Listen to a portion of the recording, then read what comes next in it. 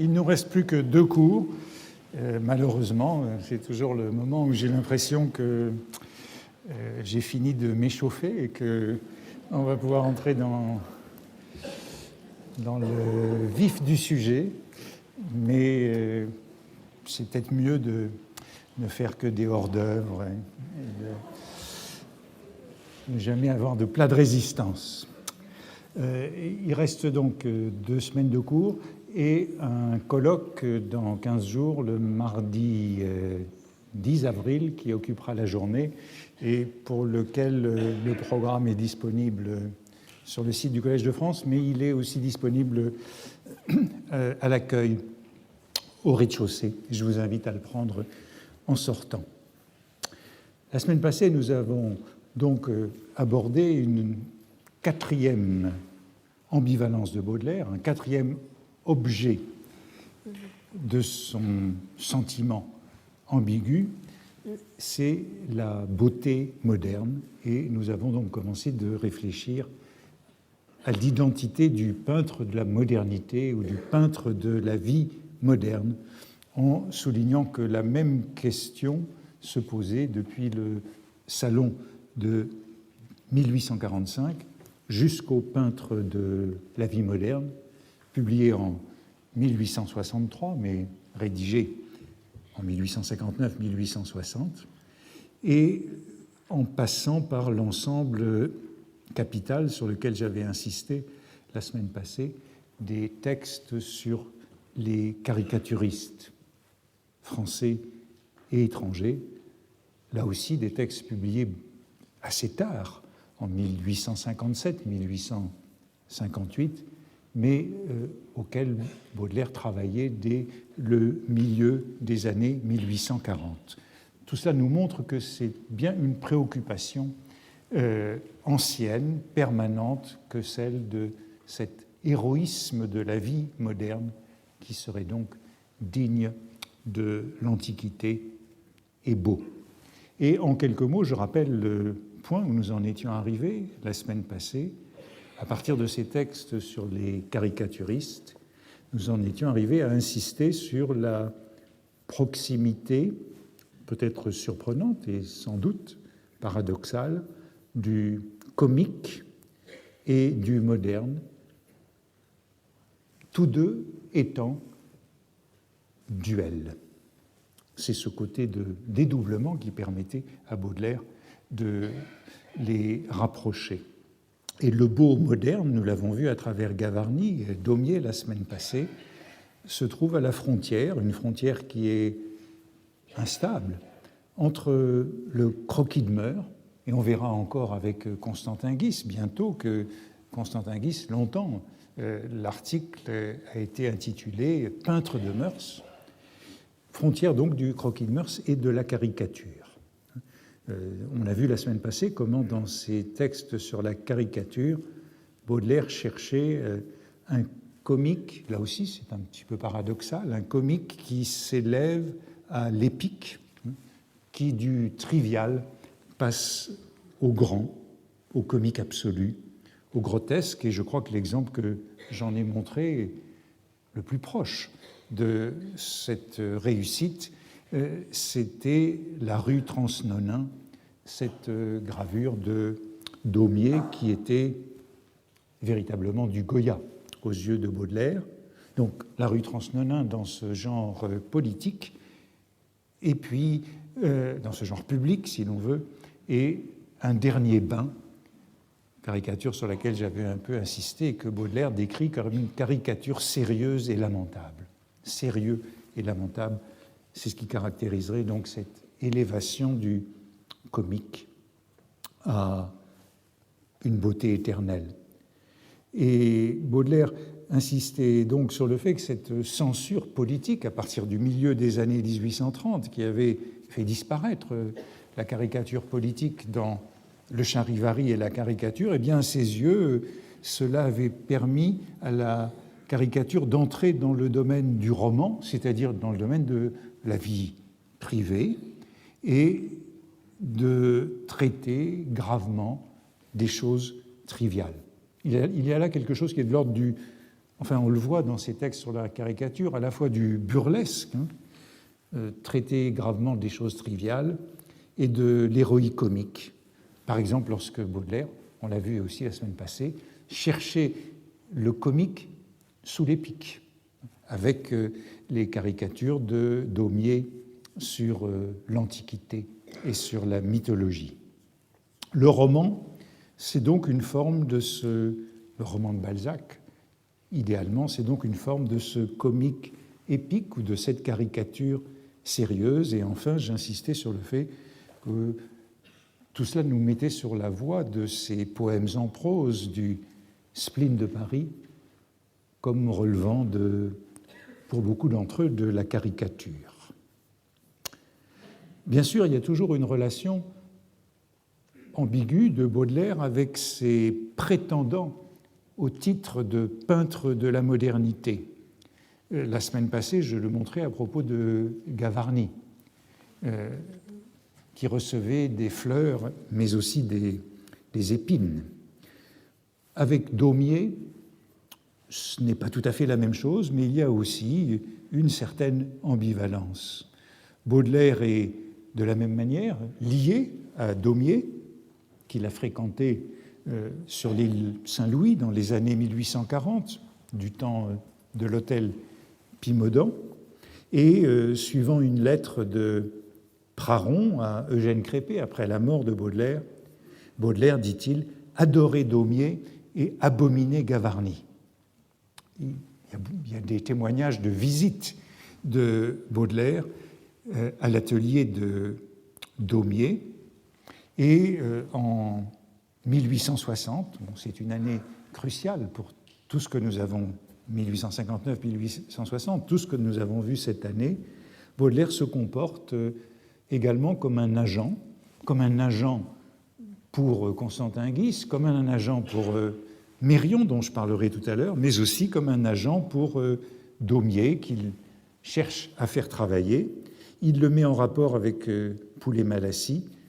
C'est un Daumier qui a quitté la caricature, qui a été remercié par le Charivari, qui est découragé par la lithographie, et Baudelaire imagine qu'il pourrait illustrer la Pharsale de Lucain, produire une édition illustrée de la Pharsale de Lucain ou d'Aristophane, deux choix qui sont évidemment importants, et Baudelaire dit que c'est un projet qui remonte à très longtemps, à 15 ans, soit aux années 1845, l'époque des caricaturistes, l'époque de leur amitié, le temps de l'hôtel Pimodan.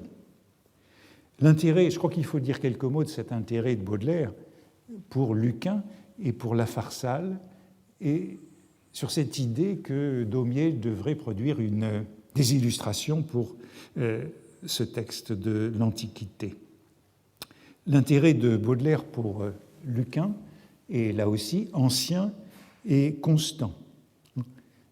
Ce texte, c'est l'épopée de la guerre civile, d'une guerre civile entre Pompée, le défenseur des lois, et César, le tyran. Et dans l'intérêt de Baudelaire pour la Pharsale, dans toutes ces années de l'Empire, l'actualité est manifeste.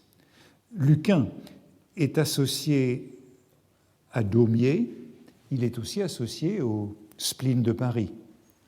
Je crois que là aussi, ça lie le spleen de Paris et la caricature. Sur deux listes de projets de poèmes en prose pour le spleen de Paris, poèmes en prose, symboles et moralités, je crois que je les avais cités au début de ce cours, ou encore spleen de Paris, affaires, on trouve le même titre, les derniers chants de Lucain. Les derniers chants de Lucain, peut-être du Daumier, au moment où Baudelaire voudrait le faire illustrer Lucain. Dans un article déjà ancien, Graham Robb, le critique anglais, a rapproché le poème en prose d'une mort héroïque, auquel on s'est référé un certain nombre de fois, et elle rapprochait le poème en prose Une mer héroïque de la rivalité entre Néron et Lucain. Du moins, il a rapproché la rivalité dans le poème en prose Une mort héroïque, la rivalité du prince et de Fanchul, de la rivalité de Néron et de Lucain, qui seraient en quelque sorte des modèles du poème, des amis d'enfance et des poètes rivaux, comme dans Une mort héroïque. Néron est jaloux des succès de Lucain, comme le prince d'une mort héroïque l'est du pouvoir du comédien sur les foules. Jusqu'à la conspiration de Pison contre Néron, voilà un poète conspirateur. Le poète Lucain prend part à cette conspiration contre Néron, à la suite de laquelle il est contraint au suicide. Entre parenthèses, voilà une conspiration dont Pierre Pachet ne nous a rien dit, mais Lucain est bien le modèle du poète conspirateur et d'un poète qui est actif dans son action contre le pouvoir, le tyran. Poème en prose serait donc intitulé Les derniers chants de Lucain avant de se donner la mort par le suicide. Ils auraient été les plus beaux comme le jeu de Fanchul, le comédien, le mime dans une mort héroïque. Et Fanchul est, d'une certaine façon, l'incarnation de cet héroïsme de la vie moderne, même si le conte se situe dans une sorte de renaissance, d'opéra. Mais il y a fortement un rapport entre Lucain et Fanchul. Je crois que j'avais déjà cité ce passage du poème en prose. Fanchul me prouvait d'une manière péremptoire, irréfutable, que l'ivresse de l'art est plus apte que tout autre à voiler les terreurs du gouffre. Je l'ai évoqué à propos de cette ivresse de l'art. Il me prouvait, continue à me prouver, que le génie peut jouer la comédie au bord de la tombe avec une joie qui l'empêche de voir la tombe, perdu comme il est dans un paradis excluant toute idée de tombe et de destruction. Vous voyez qu'on a encore le passage du comique, du pantomime, du jeu du mime à l'héroïque comique, qui est l'objet de ce poème en prose. Et je crois que j'avais cité à ce propos ce fragment de Mon cœur mis à nu, ivresse d'humanité, et parmi ces ivresses d'humanité, dans le sens littéraire ou du comédien. Ce rapprochement du littérateur et du comédien, du poète Lucain et de Fanchul. Lucain est donc très présent dans cette réflexion, c'est le poète de la décadence. Il est cité à une autre occasion dans Le désir de peindre, autre poème en prose du spleen de Paris, et l'intérêt de Baudelaire, disais-je, est ancien. Il annonçait dès 1846 un texte intitulé « Les amours et la mort de Lucain ». Et puis en 1860, il annonçait une traduction, sa propre traduction de la Pharsale. Et Lucain est encore cité par Baudelaire dans l'une de ses dernières lettres, en janvier 1866, à Sainte-Beuve. Il dit à Sainte-Beuve qu'il est en train de relire Joseph Delorme, et il ajoute qu'il vient de relire la Pharsale, donc en décembre 1865, qui, dit-il, toujours étincelante, toujours étincelante, mélancolique, déchirante, stoïcienne, à consoler mes névralgies. Bon, une mort héroïque dans les poèmes en prose, c'est un conte, mais c'est aussi une sorte de Pharsale moderne, une caricature, et quelque chose comme le modèle de cette beauté moderne. Gavarni et Daumier, je le disais la semaine passée, restent dans le comique que Baudelaire appelle significatif. Gavarni est trop flatteur, trop complaisant dans ses caricatures, et Daumier, nous dit Baudelaire, n'est pas assez féroce. Et je vous disais qu'il les comparait l'un à Marivaux et l'autre à Molière, ce qui est évidemment une limitation. La véritable gloire et la vraie mission de Gavarni et de Daumier, dit-il encore, dans ces caricaturistes français, ont été de compléter Balzac, qui d'ailleurs le savait bien, et les estimait comme des auxiliaires et des commentateurs. Autrement dit, non pas des égaux, des pairs. Avec Gavarni, ou Lamy, cité la semaine dernière, ou Daumier, la proximité du beau moderne et de la peinture de mœurs ou de la caricature est exemplaire, et c'est bien sûr Constantin Guis qui sera le successeur. Constantin Guis, c'est un peintre de mœurs, comme Lamy et Gavarni. Baudelaire dira dans Le peintre de la vie moderne, comme artiste, M. Guis est certainement l'égal de messieurs Gavarni et Eugène Lamy dans l'expression des scènes de mœurs. Et puis d'autre part, dans Le peintre de la vie moderne, il dit et il insiste sur le fait que, comme Daumier, Constantin Guis est un artiste mnémonique qui travaille par la mémoire. La proximité du beau moderne et du comique élevé à l'épique, du roman moraliste, il me semble que c'est un des acquis de la réflexion sur le rire et sur la caricature. Guis, à sa manière, sera un caricaturiste, et Baudelaire, on pourrait dire, lui aussi, dans ses dessins qui tiennent de la caricature, mais aussi dans ses poèmes en prose.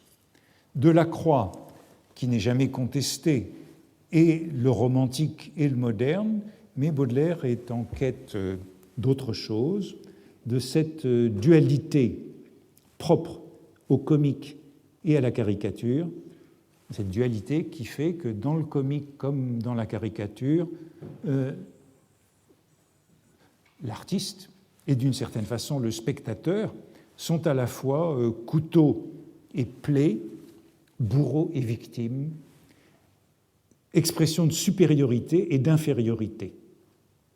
La ville, c'est le lieu de la caricature, du comique qui tend vers le féroce et l'absolu, car, on l'a vu à propos de ce qu'on en a dit il y a quelques leçons, elle rend tout disproportionné, elle est énorme.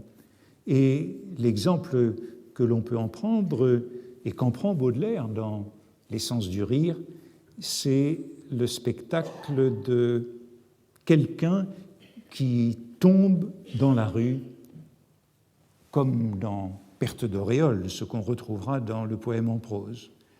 Baudelaire, dans De l'essence du rire, souligne combien le rire est de nature diabolique, et il prend cet exemple. Pour prendre un des exemples les plus vulgaires de la vie, qu'y a-t-il de si réjouissant dans le spectacle d'un homme qui tombe sur la glace ou sur le pavé, qui trébuche au bout d'un trottoir pour que la face de son frère en Jésus-Christ se contracte d'une façon désordonnée, pour que les muscles de son visage se mettent à jouer subitement comme une horloge à midi ou un joujou à ressort. Ce pauvre diable s'est au moins défiguré, peut-être s'est-il fracturé un membre essentiel, cependant le rire est parti, irrésistible et subit. Il est certain que si l'on veut creuser cette situation, on trouvera au fond de la pensée du rieur un certain orgueil inconscient. C'est là le point de départ. Moi, je ne tombe pas, moi, je marche droit, moi, mon pied est ferme et assuré. Ce n'est pas moi qui commettrai la sottise de ne pas voir un trottoir interrompu ou un pavé qui barre le chemin. Le rire, pour Baudelaire, est donc satanique. Il est lié à la chute, et à la page précédente cette belle page de L'essence du rire, il y a une autre très belle page où Baudelaire décrit Virginie, de Paul et Virginie, débarquant au Palais Royal devant un magasin de caricatures et justement, dans son innocence, étant incapable de comprendre ce qu'est une caricature. La caricature est donc liée à la chute. Elle est humaine, à la fois signe de grandeur et signe de misère de l'homme, signe de grandeur, dit Baudelaire, par rapport à la brute, et signe de misère, eh bien, par rapport à Dieu ou au sage qui ne rit pas. Mais cet orgueil, cette supériorité qui est liée au rire peut être dépassée, transformée, et Baudelaire écrit à la page suivante, après avoir commenté cet exemple, « Le comique, la puissance du rire est dans le rieur et nullement dans l'objet du rire. » Elle est dans le rieur au sens où c'est l'homme mauvais, l'homme satanique qui peut rire. C'est une forme également de l'idée du relativisme de la beauté. Beauty is in the eye of the beholder. De la même façon, le rire est chez celui qui rit et non dans l'objet. Et c'est pourquoi Virginie ne rit pas devant les caricatures. Ce n'est pas la caricature elle-même qui est drôle, c'est la réaction du spectateur. Et Baudelaire poursuit en disant « Ce n'est point l'homme qui tombe qui rit de sa propre chute », pour illustrer cette idée que le rire n'est pas dans l'objet mais dans le spectateur, « ce n'est point l'homme qui tombe qui rit de sa propre chute, à moins qu'il ne soit un philosophe, un homme qui est acquis, par habitude, la force de se dédoubler rapidement et d'assister comme spectateur désintéressé au phénomène de son moi. Mais le cas est rare. Rare, mais essentiel pour comprendre la beauté moderne, pour comprendre la caricature. Il y a une sorte de gradation pascalienne dans tout ce que Baudelaire dit dans ces pages, où le sage ne rit pas, où il est capable de rire de lui-même lorsqu'il tombe dans la rue. Et on a un exemple tout à fait manifeste de cette transformation, c'est Perte d'auréole que j'évoquais, où le poète trébuche et perd son auréole sur le macadam du boulevard, dans la cohue de la multitude parisienne, et dans la petite citation des Fusées, où l'on trouve la source de ce poème en prose, la chute de l'auréole, la chute du poète dans la rue, est décrite de manière, à la manière d'un mauvais présage, comme le dit Baudelaire. « L'idée n'a plus voulu me lâcher, elle ne m'a laissé aucun repos de toute la journée. Le poète est abattu par sa perte d'auréole. » Alors que dans le spleen de Paris, eh bien la leçon de l'expérience est complètement transformée. C'est une sorte de joie mauvaise, de Schadenfreude, que lui donne la perte de son auréole et de la chute dans la rue. Faire un heureux, dit-il, quelle jouissance, et surtout un heureux qui me fera rire, celui qui s'emparera de cette auréole. Pensez à X ou à Z, comme ce sera drôle.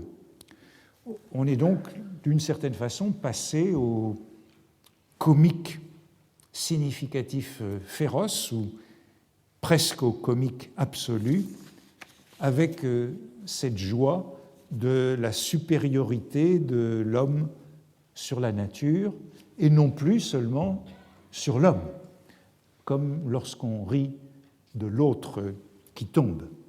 C'est ainsi que la beauté moderne doit, en quelque sorte, contenir ce dédoublement qui permet de rire aussi de soi. Et c'est en ce sens qu'elle est à la fois comique et épique. L'artiste est capable d'être à la fois l'objet et le sujet du rire. Eh bien, avant d'en venir à Constantin Guis et à nous demander s'il répond à ces exigences, il y a d'autres prétendants au titre de la peinture de la vie moderne qu'il convient encore d'examiner. Entre Gavarni et Daumier, les caricaturistes, et avant Constantin Guis, et dans les mêmes mois des années 1859 et 1860, il y eut encore Charles Mérion, dont je voudrais dire quelques mots, puisque les textes de Baudelaire sur Mérion sont exactement contemporains de ce qu'il consacre à Constantin Guis, et celui-ci est assurément un prétendant. Ce graveur, exact contemporain de Baudelaire, a pu donc prétendre incarner le peintre de la vie moderne, non plus tellement au titre de la peinture de mœurs, mais à celui du paysage urbain. Et peut-être chez lui n'y a-t-il vraiment rien de comique, en tout cas de comique au sens du comique français. À propos de la beauté de la grande ville moderne, Baudelaire remarque, c'est à l'exposition Martinet en 1862, il remarque Whistler, et je crois que j'avais déjà signalé le passage sur Whistler, mais il indique aussi Mérion. Il y a peu de temps, dit-il, 2 fois de suite, à peu de jours de distance, la collection de M. Mérion se vendait en vente publique 3 fois le prix de sa valeur primitive. Bien sûr, c'est Guis qui sera le peintre de la vie moderne, mais Mérion a même une longueur d'avance en 1859. Dans le salon de 1859, il est cité, alors que Constantin Guis ne l'est pas encore, à propos du paysage. Et voici ce que Baudelaire en dit à ce moment-là. Ce n'est pas seulement les peintres de marine qui font défaut dans le salon de 1859, un genre pourtant si poétique. Je ne prends pas pour marine les drames militaires qui se jouent sur l'eau, mais aussi un genre que j'appellerais volontiers le paysage des grandes villes, c'est-à-dire une collection de grandeur et de beauté qui résulte d'une puissante agglomération d'hommes et de monuments. Donc il y a bien cette grandeur de la beauté qui est recherchée depuis 1845 dans tous les textes sur la beauté moderne. Le charme profond et compliqué d'une capitale âgée et vieillie dans les gloires et les tribulations de la vie. Donc les caractéristiques de cette beauté, ce sont les hommes et les monuments, et ce sont les gloires et les tribulations, à la fois le haut et le bas, la gloire et les tribulations, les épreuves, les mésaventures. Baudelaire vient de parler des marines, on a la transition dans les premières lignes, il vient de parler des paysages d'Eugène Boudin. Et dans ces paysages, l'homme est absent, ce sont les nuages de Boudin. Opposés aux nuages de Boudin, il y a donc les pierres de Mérion que Baudelaire vient de découvrir en février 1859. Et tout cela est important puisque cela coïncide avec ce moment de la création, lorsque Baudelaire est à Honfleur, le moment de la création des grands poèmes, des tableaux parisiens. Et Baudelaire commence à s'intéresser à Mérion, écrit à Asselineau pour lui demander de lui trouver les gravures de Mérion. « Tâchez donc, lui écrit-il, de carotter pour moi, à Édouard Rousset, toutes les images de Mérion, vues de Paris, bonnes épreuves sur Chine. Il est évident qu'il ne faut pas les porter à mon compte, etc. » Il n'a pas de quoi les payer. Édouard Rousset, c'est le frère d'Arsène, dont on a parlé dans un des premiers cours. Et Édouard Rousset est alors le directeur de l'Artiste, où Baudelaire publie à l'occasion. Mais il vient de le quitter et n'y peut rien. Toutefois, un mois plus tard, en mars 1859, Édouard Rousset, qui est passé à la Gazette des Beaux-Arts, fait remettre par l'imprimeur Auguste Delattre, un imprimeur célébré par Baudelaire à propos des aquafortistes, fait remettre à Baudelaire, grand admirateur de Mérion, un exemplaire de ses œuvres gravées à l'eau-forte.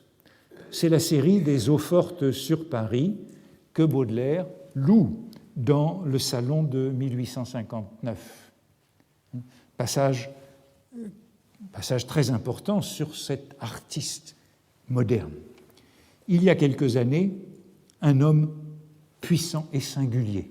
Je crois qu'à la première leçon, j'ai insisté sur cet adjectif singulier que Baudelaire retrouve à chaque fois qu'il s'agit de qualifier un artiste qu'il admire, puissant et singulier, un officier de marine, liaison avec les marines de Boudin, dit-on, avait commencé une série d'études à l'eau-forte d'après les points de vue les plus pittoresques de Paris, par l'âpreté, la finesse et la certitude de son dessin, M. Mérion rappelait les vieux et excellents aquafortistes.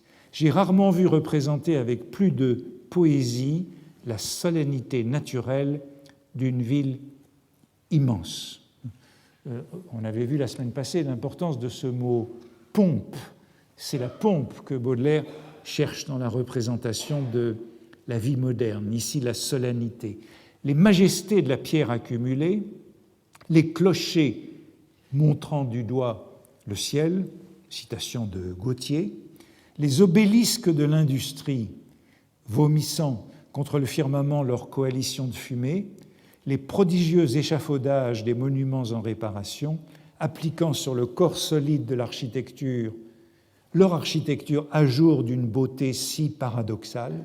Et je crois qu'on pourrait remarquer que dans chacune de ces descriptions, il y a la combinaison, ce que Baudelaire appelle la beauté paradoxale, d'un élément solide et d'un élément fragile, de la pierre et de l'échafaudage, léger contre la pierre, de l'obélisque de l'industrie et de la coalition de fumée.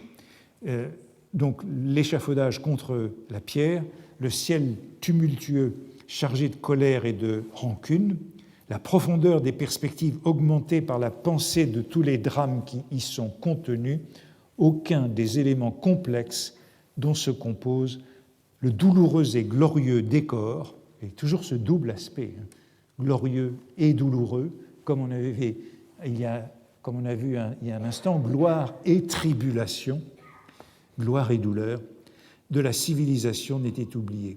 Si Victor Hugo, qui est le dédicataire contemporain des poèmes des tableaux parisiens, a vu ces excellentes estampes, il a dû être content. Et après la citation de Hugo, « Mais un démon cruel a touché le cerveau de M. Mérion, un délire mystérieux a brouillé ses facultés qui semblaient aussi solides que brillantes.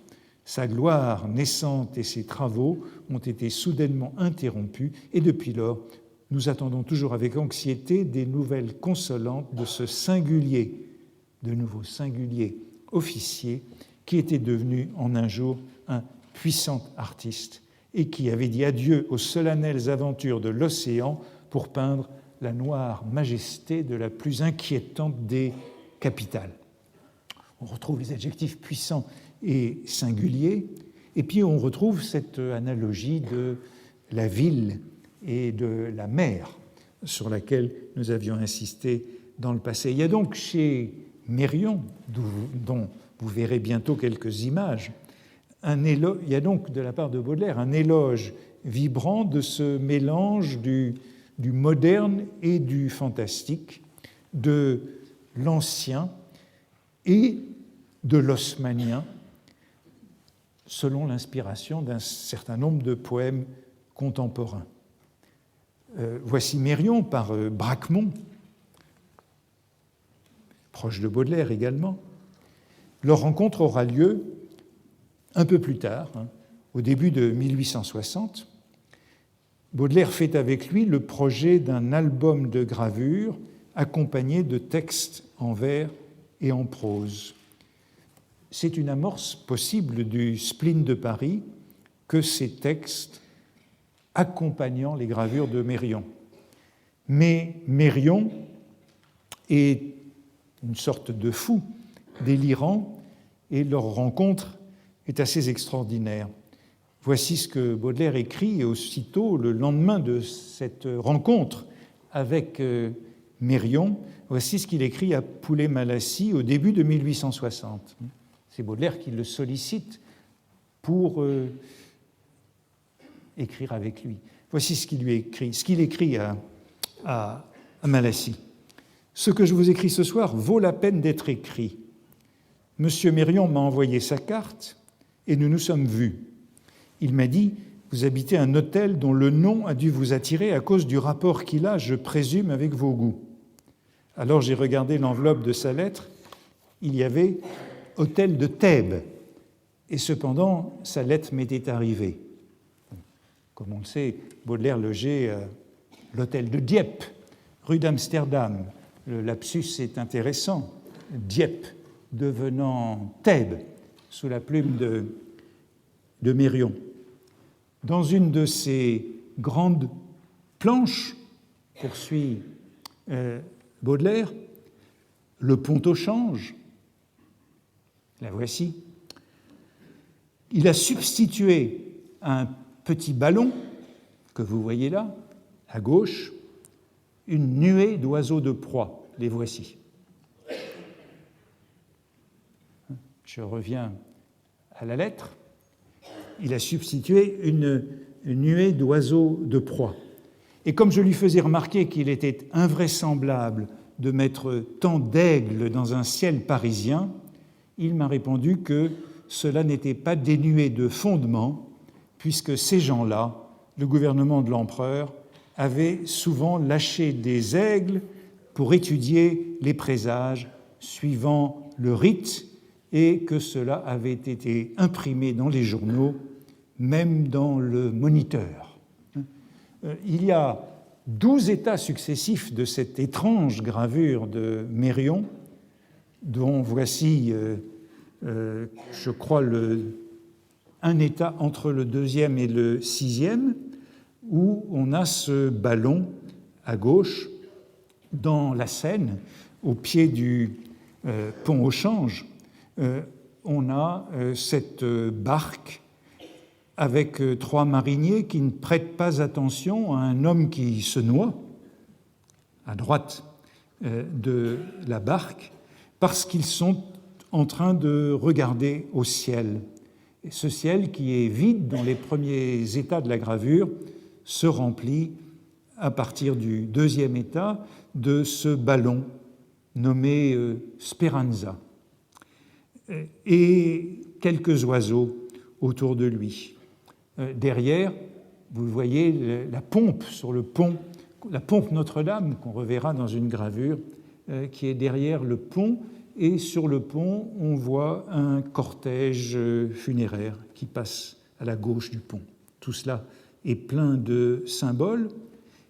À partir du 7e état, ce qui est un état unique, une épreuve unique, le ballon a disparu et on a dans le ciel une femme nue et un char tiré par un cheval. C'est l'état unique, je ne sais pas si vous pouvez bien le distinguer en haut dans le ciel. Et puis, du 8e au 10e état de la gravure, ces vols de grands oiseaux. C'est donc cet état que Baudelaire a vu au début de 1860. Ensuite, il y a moins d'oiseaux dans le ciel et quelques ballons, puis beaucoup plus de ballons qui portent tous des noms symboliques. Quand Baudelaire rencontre Mérion, Mérion vient de sortir de Charenton et en septembre 1859. Et Baudelaire poursuit sa lettre, je ne sais, en disant ceci. Je dois dire qu'il ne cache en aucune façon qu'il ne se cache en aucune façon de son respect pour toutes les superstitions, mais il les explique mal, et il voit la cabale partout. Il m'a fait remarquer dans une autre de ses planches, la voici, que l'ombre portée par une des maçonneries du Pont Neuf, en fait c'est le petit pont qui liait l'Hôtel-Dieu à la rive gauche, avant que cet Hôtel-Dieu soit détruit, il m'a fait remarquer que l'ombre portée par une des maçonneries du Pont-Neuf sur la muraille latérale du quai représentait exactement le profil d'un sphinx. Vous voyez le profil d'un sphinx dessiné par l'ombre du pont sur le quai. Et voilà Thèbes, l'hôtel de Thèbes. Et il ajoute le profil d'un sphinx, que cela avait été de sa part tout à fait involontaire et qu'il n'avait remarqué cette singularité que plus tard, en se rappelant que ce dessin avait été fait peu de temps avant le coup d'État. Or, le prince est l'être actuel qui, par ses actes et son visage, ressemble le plus à un sphinx. Il s'agit donc du petit pont derrière l'Hôtel-Dieu, peu avant sa destruction, et de cette comparaison souvent faite entre Napoléon III et un sphinx. Napoléon III portait comme sobriquet le sphinx des Tuileries, et le surnom de sphinx lui avait été donné par la presse anglaise après l'entrevue de Plombières avec Cavour en juillet 1858. C'est donc un sobriquet qui vient de la langue anglaise et qui vient des Anglais. Et Mérion était, comme Constantin Guis, ce sont des artistes qui sont tournés vers l'Angleterre. C'est l'un des intérêts de Baudelaire. Le Times de Londres appelait Napoléon III « The Great Modern Sphinx », le grand sphinx moderne. C'est Napoléon III, et Bismarck ajoutait « un sphinx sans énigme ». Mais il faut bien sûr rappeler que Baudelaire parle du sphinx à diverses reprises, notamment dans Spleen, mais que Spleen est antérieur à toute cette réflexion sur le sphinx. En tout cas, notre Mérion poursuit dans ses théories divinatoires. Il m'a demandé, la lettre se poursuit, si j'avais lu les nouvelles d'un certain Edgar Poe, ce qui tombait plutôt bien. Je lui ai répondu que je le connaissais mieux que personne, et pour cause. Il m'a demandé alors d'un ton très accentué si je croyais à la réalité de cet Edgar Poe. Moi, je lui ai demandé naturellement à qui il attribuait toutes ces nouvelles. Il m'a répondu à une société de littérateurs très habiles, très puissants et au courant de tout. Et voici une de ces raisons. La rue Morgue. J'ai fait un dessin de la rue Morgue. Le voici. Un orang-outan. On m'a souvent comparé à un singe. Ce singe assassine 2 femmes, la mère et la fille, et moi aussi j'ai assassiné moralement 2 femmes, la mère et sa fille. J'ai toujours pris le roman pour une allusion à mes malheurs. Vous me feriez bien plaisir si vous pouviez me retrouver la date où Edgar Poe a, en supposant qu'il n'ait été aidé par personne, a composé ce conte pour voir si cette date coïncide avec mes aventures. Bon, vous voyez qu'on est encore, d'une certaine façon, dans le contexte de la conspiration contre Mérion, qui lit sa propre histoire dans les nouvelles d'Edgar Poe. Mérion est un grand paranoïaque auprès duquel les excentricités de Constantin Guis seront dérisoires, ou celles de Baudelaire lui-même. Baudelaire termine en évoquant d'autres excentricités. Il m'a parlé avec admiration du livre de Michelet sur Jeanne d'Arc, mais il est convaincu que ce livre n'est pas de Michelet. Une de ses préoccupations grande préoccupation, c'est la science kabbalistique, etc. Et puis la conclusion de Baudelaire.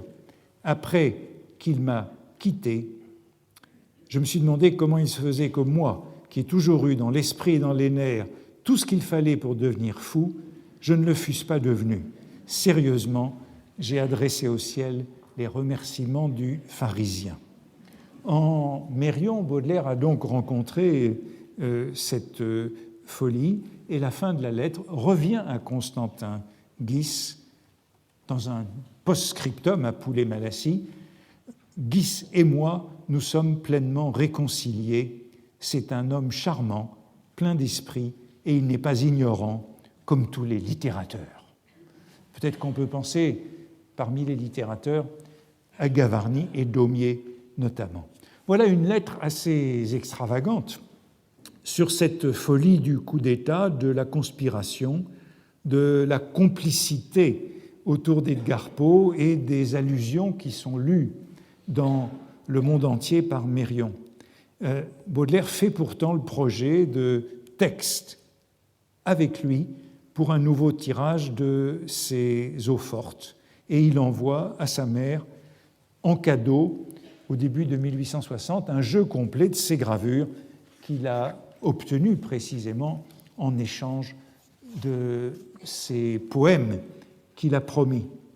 La négociation avec Mérion se poursuit et Baudelaire écrit cette fois à Malassis « Voilà une occasion d'écrire des rêveries de 10 lignes, de 20 ou 30 lignes, sur de belles gravures, les rêveries philosophiques d'un flâneur parisien. » Rêveries philosophiques d'un planeur parisien, de nouveau une variation sur le titre de Rousseau, ou le titre à la Rousseau pour les petits poèmes en prose.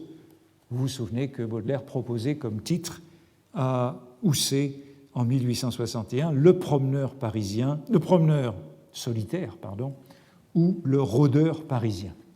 Donc des variations sur cela. Mais poursuit Baudelaire, M. Mérion intervient qui n'entend pas les choses ainsi.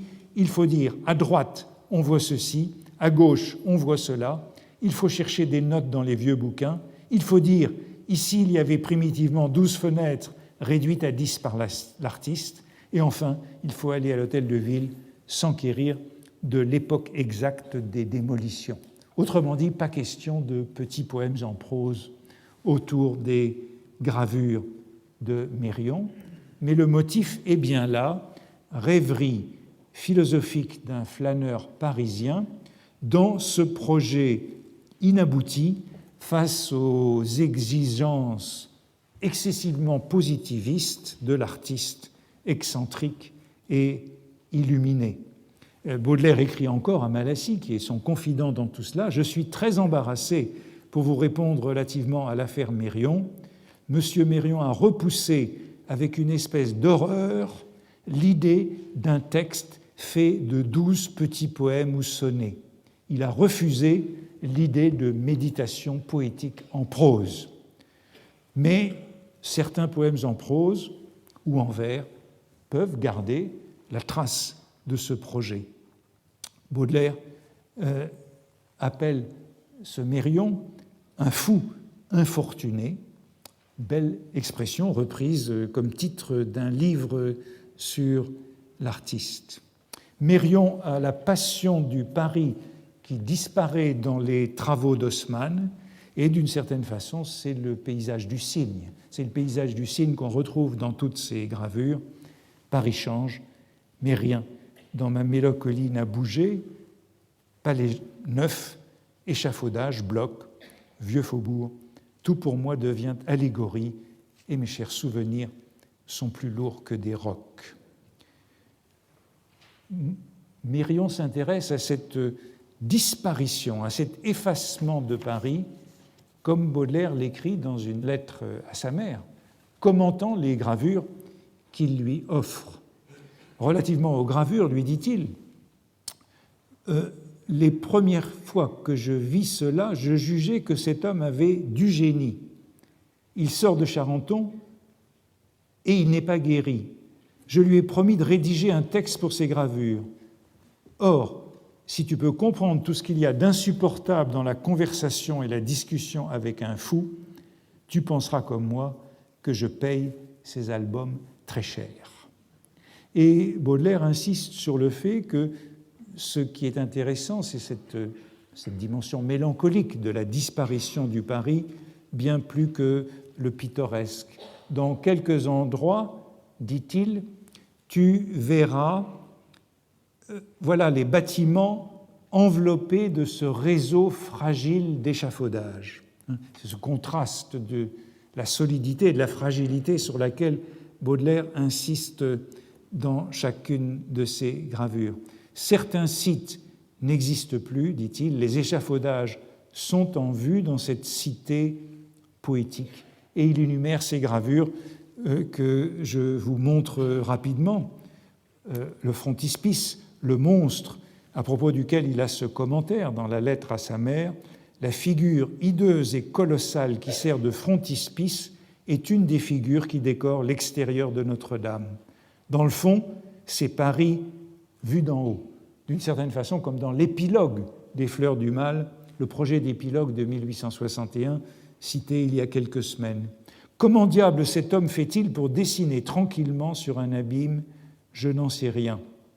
Il s'agit d'une gargouille de Viollet-le-Duc, mais la langue pendante du monstre est un détail de Mérion, où cette tourelle, c'est l'énumération de Baudelaire, cette tourelle de la rue de la Tixéranderie, dont il dit qu'elle est détruite à la place de l'hôtel de ville aujourd'hui.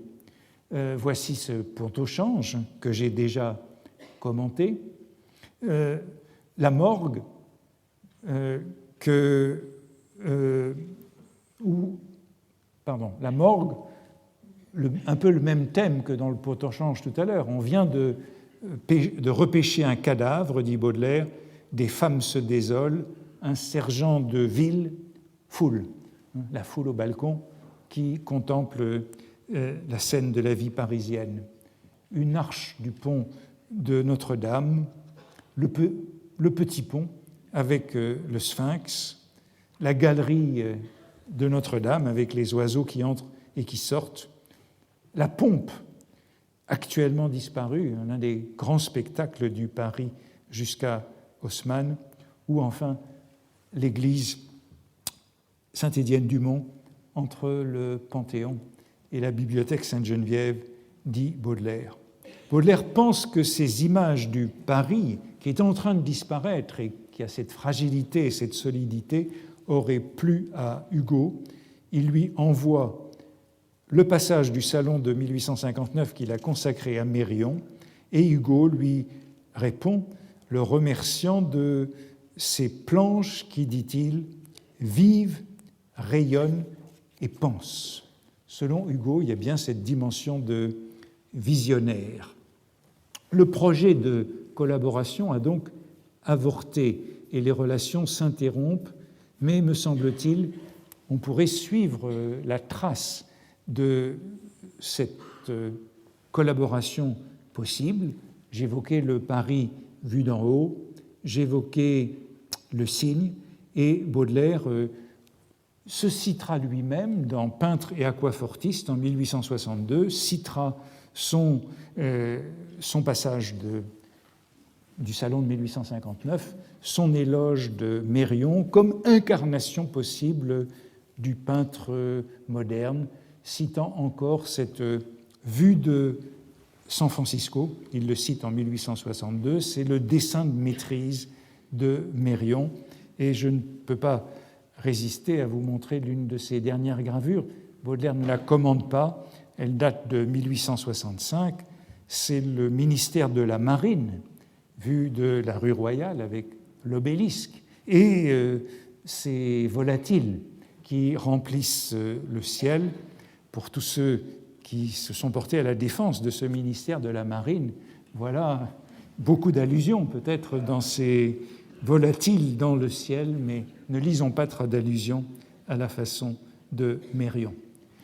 Mérion n'est donc pas le peintre de la vie moderne, et on comprend avoir des rapports qui se sont développés. Mais il y a encore un dernier artiste que je veux évoquer, et je commencerai vite par l'évoquer, avant d'en venir à Guis, à qui je consacrerai donc le dernier cours.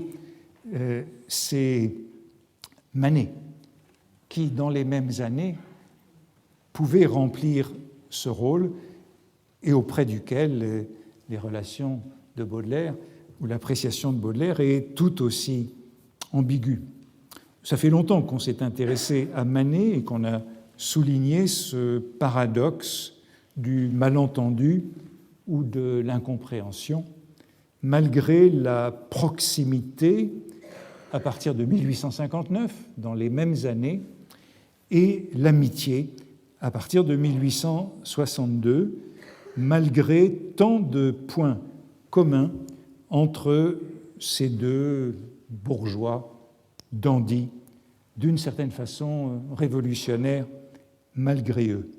Baudelaire n'a pas non plus reconnu en Manet le peintre de la vie moderne qu'il appelait en conclusion du salon de 1845 ou du salon de 1846, peut-être parce qu'il n'y a pas ce comique et ce fantastique, en tout cas, s'il est un adjectif que Baudelaire n'emploie jamais à propos de Manet, c'est celui de singulier, dont il faisait l'éloge à propos de tous les autres.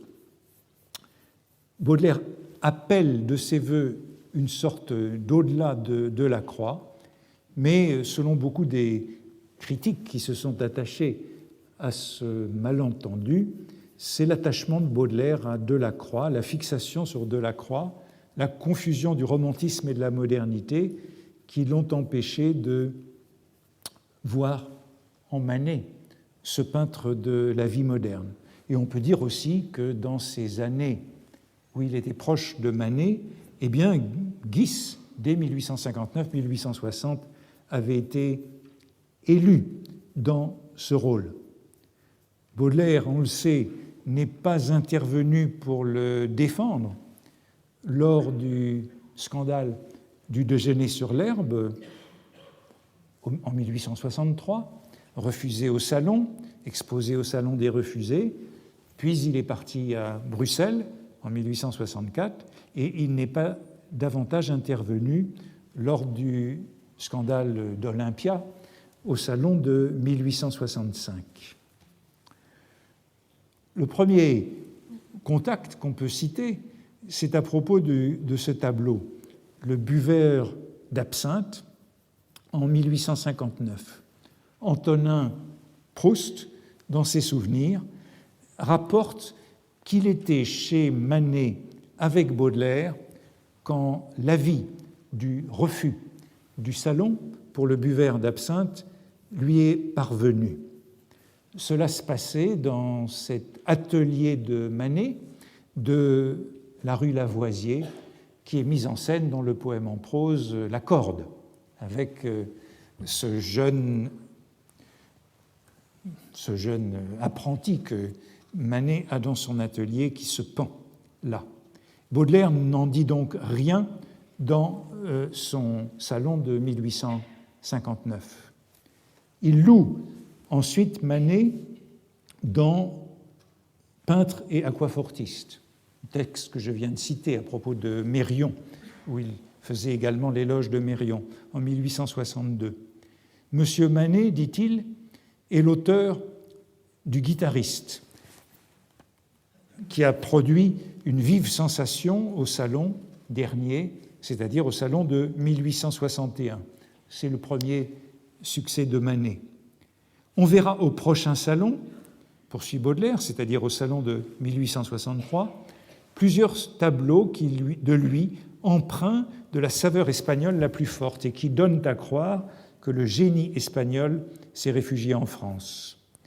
Messieurs Manet et Legros unissent à un goût décidé pour la réalité moderne, ce qui est déjà un bon symptôme, cette imagination vive et ample, sensible, audacieuse, sans laquelle, il faut bien le dire, toutes les meilleures facultés ne sont que des serviteurs sans maître, des agents sans gouvernement. 1862, l'éloge est donc sans réserve. Il y a chez Manet ce goût de la réalité moderne, d'une part, et d'autre part, cette imagination dont Baudelaire a fait l'éloge dans le salon de 1859. D'une certaine façon, pas de plus beau compliment. Ce que Baudelaire a à l'esprit, ici, ce sont donc les premières gravures à l'eau forte de Manet, de 1862. C'est un cahier de 8, puis de 14 eaux fortes, dont voici l'exemplaire que Manet a donné à Baudelaire. Vous pouvez voir en haut à droite la dédicace à mon ami Charles Baudelaire. C'est une mauvaise photographie, mais tant pis. Et vous pouvez ou vous ne pouvez pas voir en bas à gauche le nombre d'exemplaires, 28 pièces. Mais quelle est la réalité moderne de ces premières gravures de Manet ?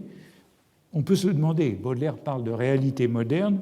En vérité, parmi ces premières gravures, il y a des copies de tableaux de Velázquez et des copies des tableaux de Manet, le guitariste que nous venons de voir, le buveur d'absinthe, etc.